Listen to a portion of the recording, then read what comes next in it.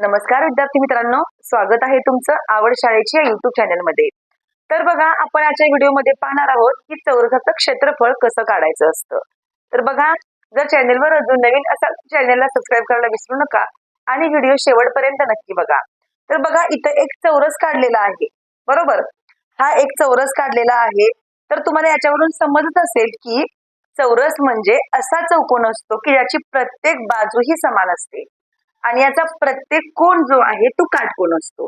हे बघा, याचा प्रत्येक कोन जो असतो तो काटकोन असतो आणि आपल्या सगळ्यांना माहितीच आहे की काटकोनाचं माप किती असतं, तर 90 अंश असतं। याचा प्रत्येक कोनाचं माप 90 अंश असतं। आणि जर या चौरसामध्ये जर याचे शिरोबिंदू जर असे आपण एकमेकाला जोडले, जर याचे शिरोबिंदू जर असे आपण एकमेकांना जोडले, तर आता हा एक शिरोबिंदू आपण जोडला तर याला आपण कर्ण म्हणतो, आणि जर हा पण जर जोडला तर याला सुद्धा आपण कर्ण असे म्हणतो। आणि याच्यावरून आपण सांगू शकतो याचे जे शिरोबिंदू आहेत तर ते आपण एकमेकांना जोडले तर त्यापासून कर्ण तयार होतो आणि चौरसाचा कर्ण सुद्धा एकमेकांना काटकोनात छेदतो।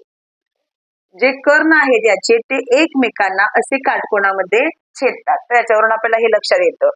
आता समजा जर तुम्हाला याची परिमिती काढायची असेल, जर तुम्हाला या चौरसाची परिमिती काढायची असेल आणि जर याचं माप दिलं असेल की समजा माप आहे 8 सेंटीमीटर। आता बघा, चौरसाच्या चारही बाजू समान असतात।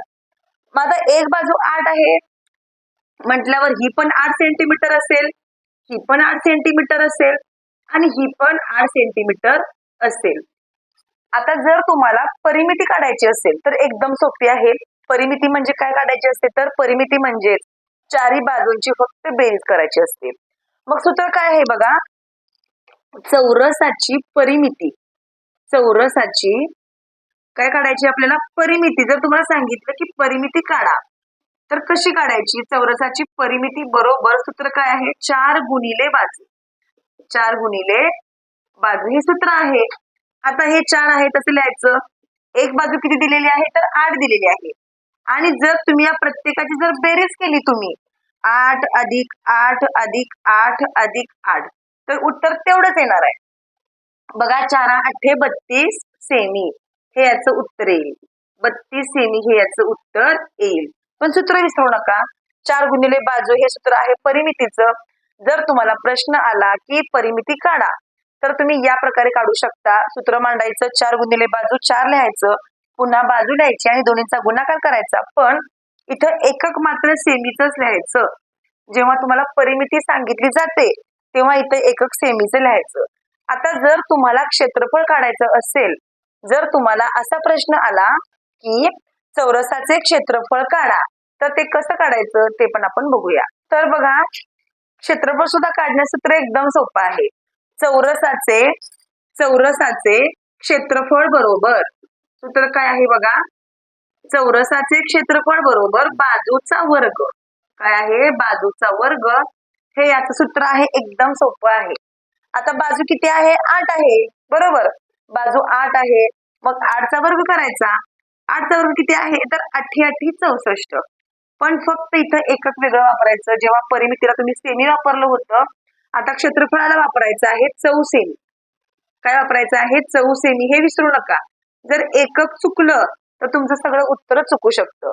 त्यामुळं जेव्हा तुम्हाला क्षेत्रफळावर कोणताही प्रश्न येऊ दे, त्रिकोणाचा असू दे, चौरसाचा असू दे, आयताचा असू दे, फक्त जर क्षेत्रफळ विचारलं असेल तर तुम्हाला तिथे एकक चौरस सेमी असं लिहावं लागतं, किंवा चौरस सेंटीमीटर किंवा चौसेमी तुम्हाला असं एकक लिहावं लागतं। तर बघा, आता जर तुम्हाला कर्ण काढायचा असेल तर सूत्र काय वापरायचं ते पण आपण बघूया। आता बघा, जर तुम्हाला एखाद्या प्रश्नामध्ये बाजू दिलेली असते आणि तुम्हाला जेव्हा कर्ण दिलेला नसतो, बघा, जेव्हा बाजू दिलेली असते आणि तुम्हाला जेव्हा कर्ण दिलेला नसतो, म्हणजे तुम्हाला कर्ण काढा म्हणून सांगितलेलं असतं, तेव्हा सूत्र काय वापरायचं असतं, वर्गमुळात 2 गुणिले बाजू। आणि इकडे खाली उलट घ्यायचं, तुम्हाला जेव्हा बाजू दिली नसेल पण तुम्हाला जर कर्ण दिला असेल आणि जर तुम्हाला सांगितलं की क्षेत्रफळ काढा तर काय सूत्र काय वापरायचं आहे, कर्ण वर्ग छेद 2। फक्त इथं एवढाच फरक आहे। जर तुम्हाला हे स्क्रीनशॉट पाहिजे असेल तुम्ही हे सुद्धा स्क्रीनशॉट मारून घेऊ शकता, फक्त इथे ही सूत्र आपण वेगळी वापरायची आहेत।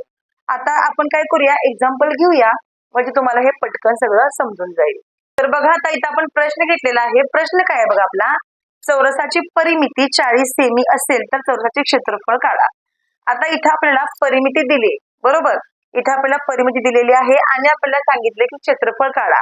आता जर परिमिती 40 आली, आता परिमिती म्हणजे तुम्हाला काय सांगितलं मी, परिमिती म्हणजे या चौकोनाच्या प्रत्येक बाजूची बेरीज, बरोबर, म्हणजे परिमिती.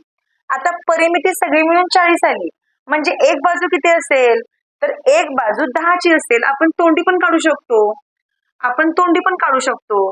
हे 10, हे 10, हे 10 आणि हे 10, बरोबर, म्हणजे सगळे मिळून झाले 40. आता बघा जर तुम्हाला हे सूत्रानं काढायचं असेल तर काय करायचं. आता सूत्र काय सांगतं आपल्याला, 4 गुणिले बाजू असं सांगतं परिमितीचं, बरोबर. आता इथं किती दिले, परिमिती 40 आहे. आपण काय करूया, 40 वरती लिहूया, खाली छेदामध्ये हे 4 लिहूया आणि याला आपण भाग देऊया. 4 एके 4, 4 10 40, म्हणजे याची एक बाजू 10 सेमीची आली. कारण आपल्याला एक बाजू काढल्याशिवाय क्षेत्रफळ काढता येणार नाही. मग आपण बाजू काढली. मग आता जर तुम्हाला जर चौरसाचे क्षेत्रफळ काढायचं असेल तर सूत्र काय होतं, चौरसाचे क्षेत्रफळाचं सूत्र काय होतं, सूत्र होतं बाजूचा वर्ग. हे सूत्र होतं बाजूचा वर्ग. आता एक बाजू आपली किती आली, 10 ची आली, म्हणजेच 10चा वर्ग करायचा. 10चा वर्ग किती येणार, 10 10 100, म्हणजेच 100 चौसेमी हे याचं उत्तर येणार. 100 चौसेमी हे याचं उत्तर येईल. बघा लक्षात ठेवा, जर तुम्हाला परिमिती दिली असेल तर ती परिमिती किती आहे बघायची आणि एक बाजू पहिल्यांदा काढून घ्यायची. मग जेव्हा तुम्ही एक बाजू काढून घेता तेव्हा मग तुम्हाला क्षेत्रफळ पटकन काढता येतं. आता हे झालं पहिलं उदाहरण. आता आपण दुसरं उदाहरण बघूया. बघा आता इथे आपला प्रश्न काय आहे, चौरसाचा कर्ण 20 सेमी असेल तर चौरसाचे क्षेत्रफळ काढा. बघा आता मगाशी आपण सूत्र बघितलं होतं, इथं आपल्याला कर्ण दिलाय पण इथं आपल्याला बाजू दिलेली नाही. मग सूत्र काय यूज करायचंय आपण, बघा, चौरसाचे क्षेत्रफळ बरोबर ते अगोदर लिहायचं. चौरसाचे क्षेत्रफळ बरोबर, तर बघा मित्रांनो इथं आपण कोणतीही ट्रिक यूज करत नाही आहोत. इथं आपण सगळं प्रॅक्टिकल मेथड प्रमाणे आपण बघायला लागलोय. जी सूत्र आहेत त्या सूत्राप्रमाणे आपण सगळं घ्यायला लागलोय. इथं कोणतीही आपण ट्रिक यूज करणार नाही. त्यामुळे हे शाळेतल्या सर्व मुलांना हे सगळं खूप उपयोगी पडणार आहे. तर बघा जर चॅनेलला अजूनही सबस्क्राईब नसेल केलं तर सबस्क्राईब करून घ्या. बेल आयकॉनलाही नक्की क्लिक करा, कारण तुम्हाला माझे व्हिडिओ सर्वात पहिल्यांदा दिसतील. आणि लाईक करा आणि शेअर सुद्धा करायला विसरू नका. तर बघा चौरसाचे क्षेत्रफळ काय आहे, तर आता इथं कर्ण दिला आपल्याला, बरोबर, मग सूत्र आपल्याला तेच वापरायला पाहिजे. कर्ण वर्ग आणि छेदामध्ये 2 हे आपल्याला घ्यायचंय. जेव्हा तुम्हाला कर्ण दिलेला असतो तेव्हा सूत्र हे वापरायचं आहे. आता कर्ण किती दिला आपल्याला, 20 दिलाय, मग 20 चा वर्ग करा, छेदामध्ये 2 करा. 20 चा वर्ग किती येतो, तर 20 चा वर्ग 400 येतो. आता बघा तुम्हाला वर्ग सुद्धा काढण्याची सोपी ट्रिक हा सुद्धा माझा व्हिडिओ आहे. जर तुम्हाला वर्ग पटकन काढायला शिकायचे असतील तर तुम्ही तो माझा व्हिडिओ सुद्धा नक्की पाहून घेऊ शकता. बघा जेव्हा 0 असतो तेव्हा एका झिरोचे डबल झिरो करा आणि या 2चा आणि या 2चा फक्त गुणाकार करा. बे दोन्ही 4, उत्तर 400 येतं. म्हणजे 20 चा वर्ग 400 छेदामध्ये 2. आता याला फक्त भाग घालवा, बे एक्के बे, बे दोन्ही 4, दोन्ही 0 इथं, म्हणजेच 200 चौसेमी हे याचं उत्तर येईल. 200 चौसेमी हे याचं उत्तर येईल. तर अशा प्रकारे बघा जर तुम्हाला कर्ण दिलेला असतो तेव्हा क्षेत्रफळ कसं काढायचं असतं ते तुम्हाला एकदम सोप्या प्रकारे सांगितलेलं आहे. आता आपण पुढचा प्रश्न बघूया.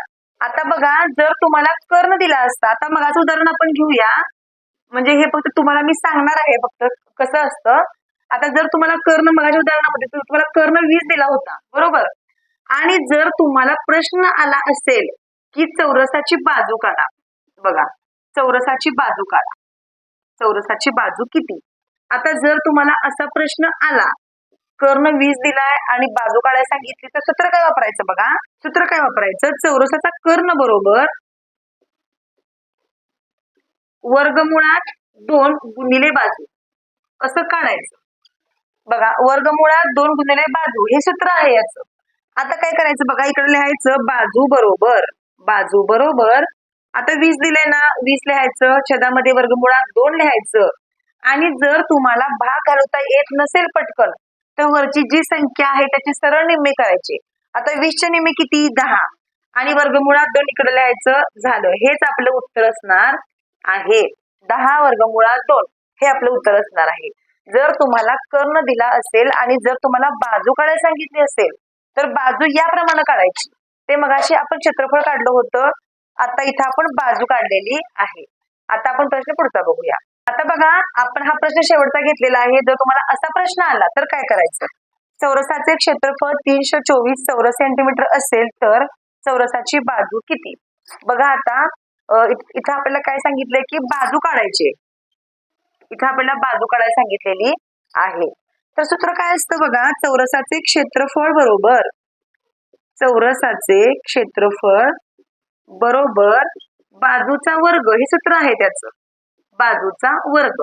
मग आता आपण काय करायचं? आपण इथं दिलंय 324 दिले क्षेत्रफळ बरोबर, 324 बरोबर बाजूचा वर्ग आपण करायचा. आता बघा 324 चं वर्गमूळ काय आहे बरं? 324 चं आपल्याला वर्गमूळ जर माहित असेल तर उत्तर आपण पटकन सांगू शकतो.